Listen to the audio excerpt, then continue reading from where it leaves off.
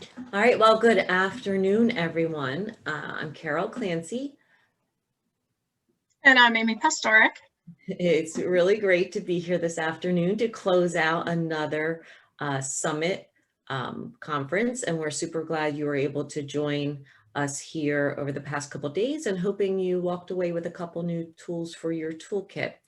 The closing presentation that Amy and I will do will provide you with some basic big picture state of special education across the Commonwealth. We then will go over some basic updates and we'll close out with forecasting things you will see coming up in the near future. Next slide. Thank you. So this first slide is a picture of the data for special education in Pennsylvania as a whole. It describes the total number of students with disabilities and the percentages per disability category, as well as race and ethnicity. Next slide. This slide shows the state average for educational environments. As you can see, the majority of our students are educated in the regular education classes for greater than 80% of the day. And we have less than 5% of our students educated outside of the public school setting. Next slide. This slide looks a little dense, but the intent of it is to show a gradual progression of trends over a 7-year period by disability category. So as you can see on row 3, the percentage of students receiving services across the Commonwealth is gradually increasing every year. And a phenomenon to be aware of and something that we're mindful of at the state right now and looking to see what steps we need to take overall is you will see the number of, the raw number of all students in Pennsylvania is decreasing, while the raw number of students receiving special education services is increasing. And that is a concern and something that we are going to look at the state level, but we do want the local level to be mindful of. Next slide. This is the same information of the disability category over a 5-year trend so that you could see changes over time. As you can see, autism continues to be increasing, SLD tends to be decreasing, and it's a very similar process that we would recommend LEAs look at their own data to look for trends within their LEA to see if it's comparable to state averages. Next slide. This is the exact same data, but in a visual, in case you like things visually. Next slide. This is race by eligibility data trend. Also something very important to look at over time, something very important for LEAs to look at their own local data, just to see first, are you staying consistent? If you should be staying consistent, do you have certain trend lines that you want to intervene or examine a little bit deeper, particularly as it relates to significant disproportionality? But as you can see, the trend lines in Pennsylvania tend to be fairly constant. Next slide. So now we'll move on to some particular updates. As we know, the most critical thing at the forefront right now is Act 66. Act 66 is the law that was affording parents the right to choose to have their children either retained a grade or for students with disabilities that aged out during this current school year to return for an additional school year. At this moment in time, districts should have an idea about what students, their parents chose to have them remain or return for additional services. And it should give you a little bit of time to plan accordingly. If districts are having difficulty, particularly with the students that traditionally would have aged out based on space issues, don't hesitate to contact your advisor and we can support you through the process. The next topic is COVID compensatory services. This was a major topic last year during the Leadership Summit when we were all anticipating opening the school year and all going through the same process simultaneously. But we know that the pandemic had a different plan in place and that LEAs experienced the pandemic at different thresholds, and therefore went through the COVID compensatory services process at different timelines based on their local needs.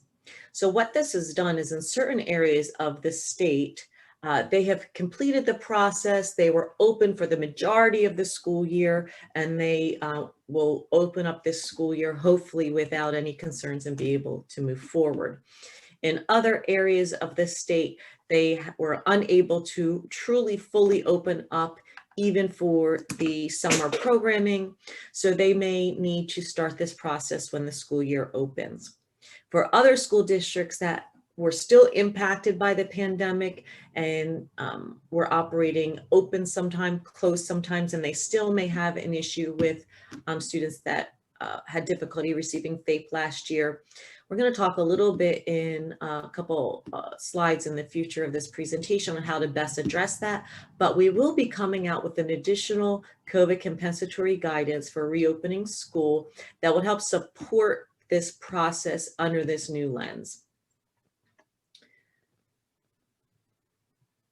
Next topic is attorneys at mediation. So as you are aware, during March of this year, ODR started to permit attorneys to attend mediation meetings. This was based on guidance from the special education panel, where they felt a need to give parents the option. And I want to go a little bit into the details of this so that LEAs are using the option of mediation if there's a need. First, mediation is a tool or a resource to help bring a common understanding or common agreement between an independent party when two parties are disagreeing. So if you have a school system and you have parents that are having difficulty coming to an agreement, mediation is a resource to lean on. And many LEAs choose not to go that direction, or sometimes parents choose not to go that direction, but the Bureau is really recommending during this time when there could be increased disagreement based on confusion, based on misunderstanding, based on being a different place of acceptance of the pandemic and the impact, we really would recommend that mediation be a tool or a resource before the contentiousness rises up to a different level, such as complaint or due process. It's certainly less costly. It's certainly a way to keep the decision at the team, at the IEP team level. Once contentiousness within the procedural safeguards moves out of mediation, the decision is removed from the parties. The decision is either made through a hearing officer, a complaint specialist, or potentially through negotiations through attorneys. So particularly in this time, as we start to reopen and the health and safety needs hopefully continue to become less of the forefront, and we begin to examine the education of our students and parents begin to look at the impact of the past year, there might be more contentiousness. And we would really like to recommend that LEAs access mediation to help resolve the issues before it goes too far down the path of a due process or the complaint system. The next topic, which we've talked about for 2 years now, is the OVR BSC MOU. We are really excited this spring to start implementing some of the agreements of that MOU. There were 3 webinar series that are located on the patent website under secondary transition under OVR that starts to articulate this agreement in a more tangible form. We certainly would recommend that all LEAs watch the webinars to learn with us regarding the MOU and how it is going to begin to translate into the field. It's a training resource we would recommend for all secondary teachers. So as you are planning your professional development for the upcoming year, we would highly recommend that these webinar series be used for your teachers that need to begin to implement transition services, because it's very critical that both BSC employees, LEAs, special education educators, and OVR case managers, really we understand each other's world so we can best support our students with disabilities to transition from life into their adult life, from school into their adult life. There will be additional training series coming out over the next year. So again, we would recommend you continue to access that website, as well as a variety of partnerships happening at the local level. We're looking to develop some partnerships between the Office of Developmental Program case managers, OVR case managers, and LEA case managers coming together on some quarterly trainings sponsored by the intermediate units, where we can begin to share information with each other, begin to plan for regional initiatives to meet the needs in particular regions, all in an effort to support the transition outcomes of our students with disabilities.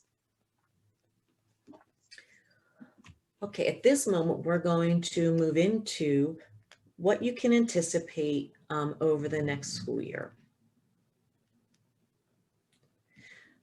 The most important thing going into this next school year is the accelerated learning through integrated supports. If you remember or you attended last year when we met with you, we discussed that special educators during the pandemic were the new pioneers.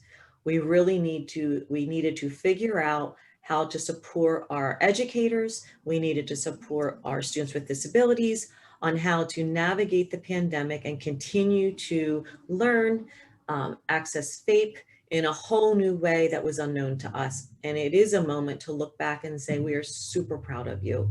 The work across the Commonwealth in the field of special education was excellent. The brainstorming, the innovation was exceptional. And we have a very good partnership and reputation in Pennsylvania right now for how we have provided services to our students with disabilities.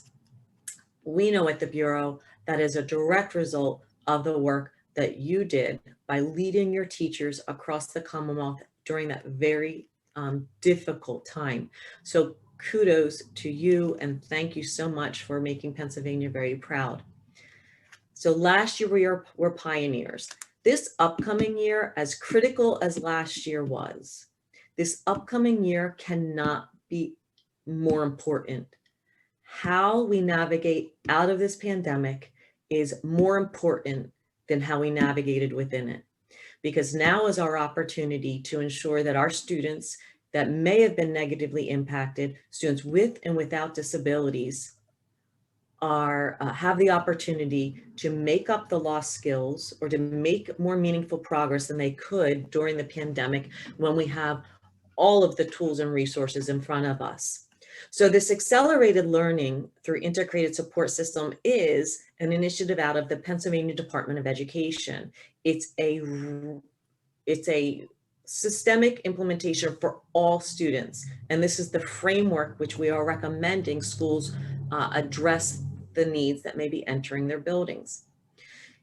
The concept is to weave together academic achievement, social and emotional well-being, through setting systems within your school system through scaffolded supports.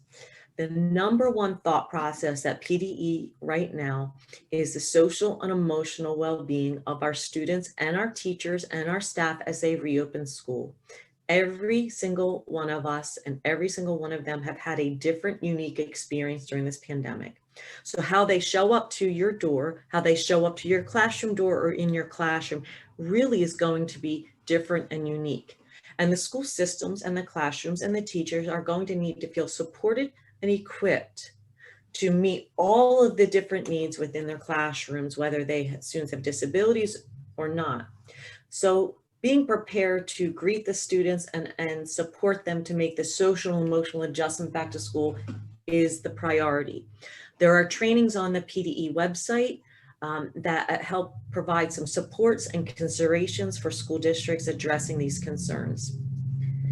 Once the students are transitioned into school and there's connections being made, we certainly want to continue to address the academic learning moving forward, as well as fill in any of the gaps that may have been caused by the pandemic, hence the accelerated learning. So we want to catch up with what they may have lost, and we also want to continue to support them moving forward.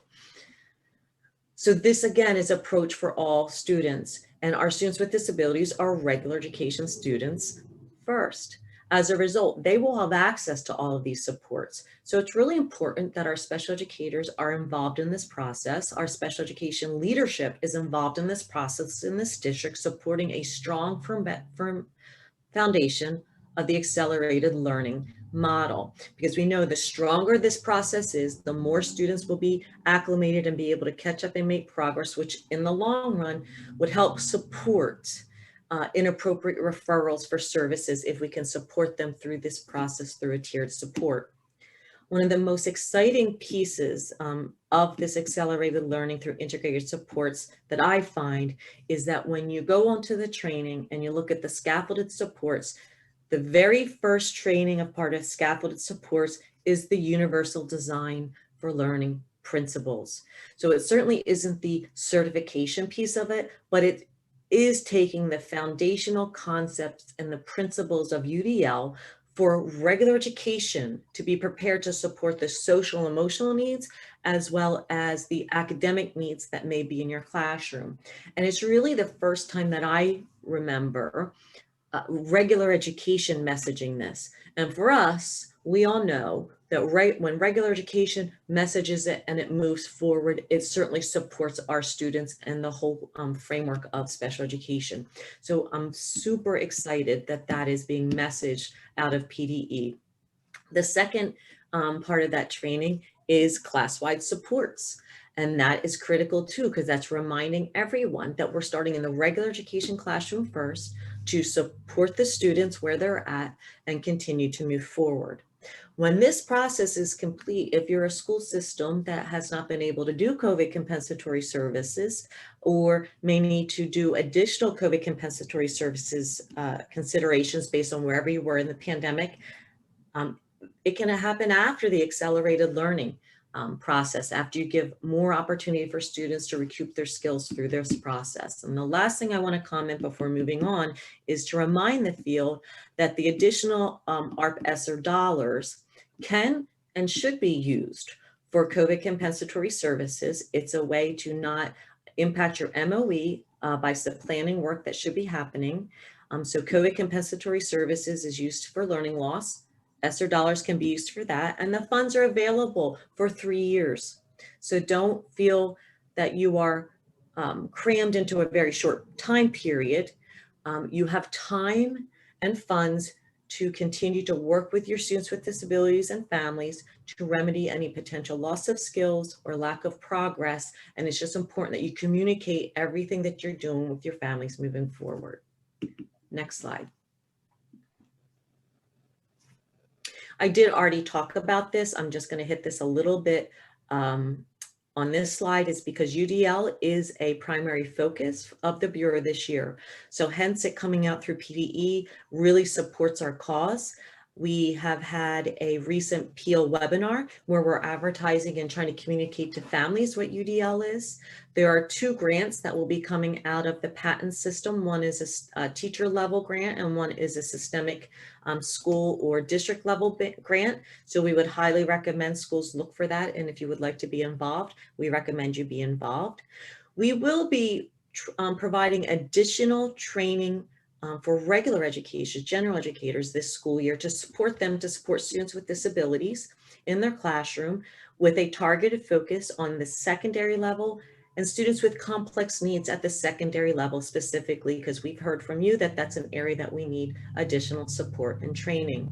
There will be an updated SAS toolkit coming out, and we are also working with the Pennsylvania Library System to join our AIMS Center and the Library Accessible Material for Pennsylvania Center to help support schools to get additional accessible material for their students. Next slide. I will hit this just very briefly because I talked a little bit about this already with the MOU. So we are implementing the MOU. We are very proud and excited about it, but you will also see information coming out from the state. The governor has a seed team where they will be working with employers to employ people with disabilities. And we will have a targeted focus this year on students with in low incidence and with complex needs to support them for competitive employment as well. Next slide.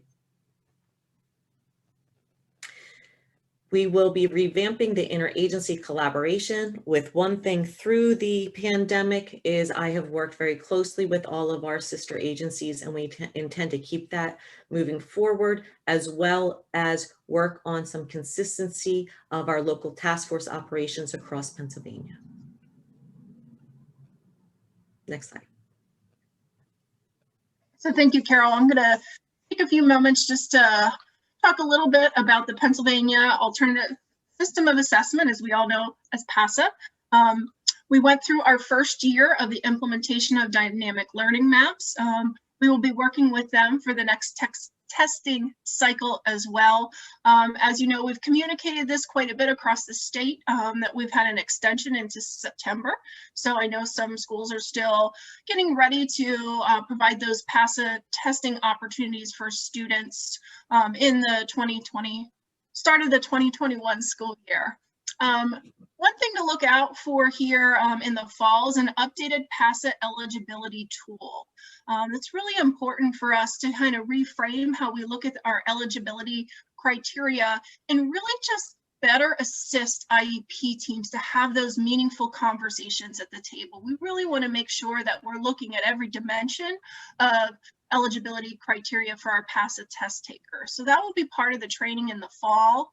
And again, we just continue as a state to be on that 1% corrective action plan. So we will be continuing our work with school districts, reaching out at that district level to have conversations about data, navigate through an intensive needs review process for those districts that just need a little bit of support. So we're excited about continuing with DLM for another year and really hoping to strengthen those IEP team conversations when it comes to making eligibility determinations.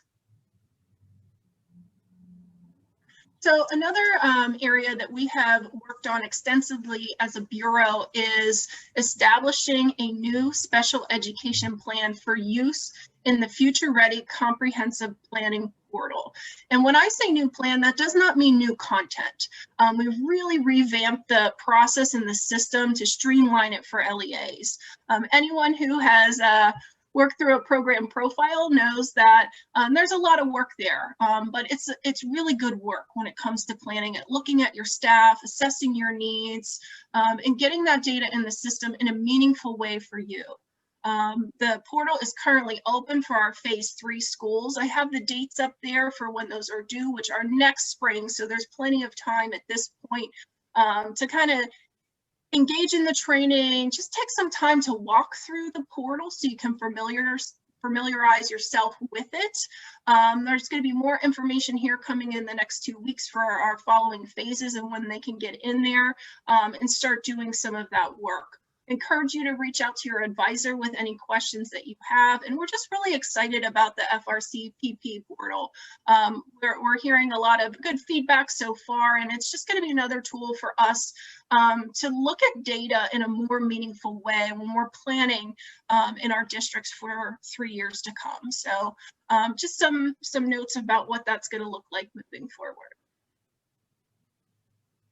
Cyclical monitoring. We've gone through quite a bit since the pandemic. We went fully virtual. We've had a lot of lessons learned from going through that process. We've had a lot of conversations with LEAs. I just want to pause here for a moment and just thank everybody who went through virtual monitoring. We know it wasn't easy, despite everything else that you were facing with the pandemic, but we really appreciate the work of directors and our advisors who navigated that process in collaboration. There was some challenges with technology at times, but we all pioneered through it, if you will. And we've really taken some lessons learned, as I noted, and have modified our monitoring moving forward. So what you're going to see here is that we are looking at monitoring now as a 2-week process rather than simply an event. For our veteran special ed directors, you know, you would be engaged in monitoring for those 3 days. It would be really fast and furious, but now we're kind of taking a step back from that and saying, you know what, we're going to do this over a 2-week time period so that we can make sure that we're having all the support that's needed for that district, the advisors able to have ongoing communication with the director, and we can really take that snapshot and then use that for long-term planning and improvement. So we will be conducting an electronic file review for the FSA, for that facilitated self-assessment.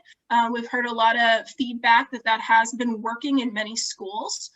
Again, working hand in hand with your advisor, whether that be uploading things to our leader web system or perhaps accessing your student information system. We've seen quite a few different things work for schools, and we're going to continue that. One of the components of monitoring that I would say was universally missed was the on-site component. We recognize the importance of face-to-face discussions for certain things, having those peer monitors on site to engage with the school district and with the advisors, and getting into classrooms and seeing IEPs and supports and services come to life. So that is going to return for this school year. It will be reduced. We will not be on site as long as we used to be, but depending on the dynamics of your district and the data, we'll be definitely at least be back on site 1 or 2 days to work with you and build those connections and relationships for continuous improvement. The other thing that we have learned is that there is a need for ongoing accessible training. So training for CMCI will be on the leader website. It may be there now. If not, it will be there very soon. We're also having a new set of training for our peers to help support them through the process as well. We're really fortunate in Pennsylvania to have a lot of committed parents, committed advocacy groups, committed local task force members. The list really goes on, and even special ed directors who help as peer monitors throughout our cyclical monitoring process. And what's great about that is it really promotes transparency. We're all in this together. We're all looking to improve outcomes for our students at that district level, and helping train them better is part of that process. And we know now that providing online and virtual trainings is a great way to support staff as we navigate a cyclical monitoring process.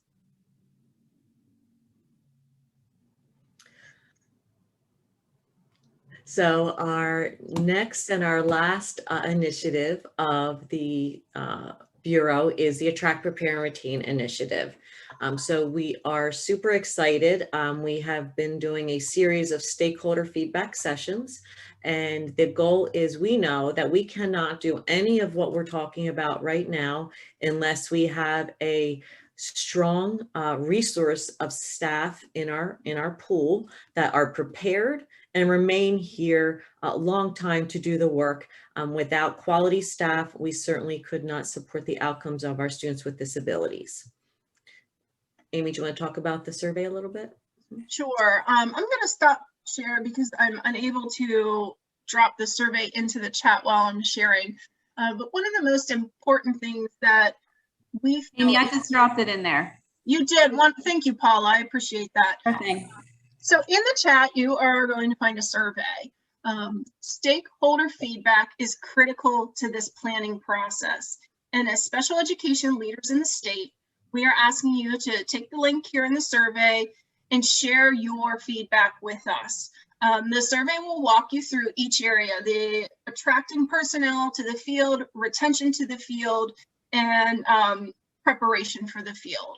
And what's really important as you navigate through that survey, think about strengths and weaknesses. Think about things that are working at the local or regional areas. Think about things you need at the local or regional areas, because we know when we are putting together a state plan, we also have to address local and regional specific needs too. This is something just really to be excited about. We're aiming to solve a decades-long issue here in Pennsylvania and in the country as a whole, and I think we have the innovation and the folks to do it. So please take a few minutes of your time before you leave the conference today and fill out the survey. So thank you, Paula, for putting that in the link. And before I turn it over to Carol, if she has any closing remarks, I just wish you all a wonderful start to the school year. It's been a trying 18 months, but this group, this leadership group specifically, has done phenomenal and innovative things in Pennsylvania, and we appreciate and recognize that. Yep. And so as you gear up for this upcoming school year, we wish you the best of luck. It is the most important school year, I think, at least within our generation, and we would really like to continue to support you. So reflecting back, we are super proud of you. We're really proud to be in this position and represent the work that you do. So thank you so much. And we really look forward to supporting you over the next couple years to remedy any loss of skill or lack of progress or any other way that we can help you. So don't hesitate to reach out to us, and have a great start to the school year. Thank you. Wow, thank you, Amy and Carol. I can't tell you how much everybody appreciates that. I am trying to share my screen, but it seems like everything. Here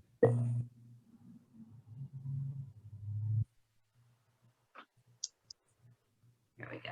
Oh, here we go. Okay, hopefully you can see my screen from here. I just want to thank Carol and Amy. My gosh, that time went so fast. I think we could have listen to you for another hour if we wanted to. Just a few more highlights. The Special Education Leadership Initiative has many offerings throughout the academic year to keep you, the leader, at the forefront of our work. Here are just some highlights. We have our link up for leadership.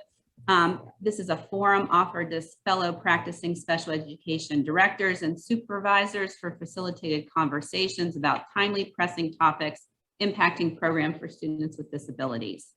I also want to highlight our special education fellowship programming. We're entering in our 12th year, and applications are up. We're taking applications for this year through August 18th. So please, if you're interested, sign up for our fellowship. And for your principals, we're offering Principals Understanding How to Lead Special Education, also known as PULSE. And this is a 30-hour approved PIL course that aims to build upon principals' working knowledge of programming for students with disabilities. So thank you for that, and continue to check out our website for registration on information about these and other opportunities. Just a reminder, and I'll put this in the chat box right now. The code for today's session is CCAP. CCAP, that stands for Carol Clancy, Amy Pastoric. And I will also put into the chat, earlier I gave you the survey for the stakeholder meeting, but now I'm going to put in the survey for the Act 48. So anybody who is interested in receiving Act 48, the survey is right there. I just put that in. So again, many thanks to our numerous partners for putting on this summit: the Bureau of Special Education, specifically Carol Clancy and Amy Pastoric, CASE, and the PAIU for their commitment to this summit. And special thanks to all of our wonderful presenters. We're in the beginning stages right now of planning our Leadership Academy 2022, face-to-face, hopefully, and we'll send out a save the date as soon as we have the details secured. In the meantime, please know if you ever need any support or resources, contact the BSE, contact Patton, contact your local IU. We want to remind you that although this concludes our official summit, we have 2 post-conference sessions that are available today. What Would You Do starts at 1:15. That's where we go over a few case law that just happened recently across the Commonwealth. And then also Practicing Presence, featuring Lisa Lucas, will begin at 2:30. We hope that you have a fabulous rest of the summer and a wonderful kickoff to the 21-22 school year. Thank you again for your participation at this year's Leadership Summit, and take care. And thank you again, Amy and Carol, for your presentation today. Thanks, everyone.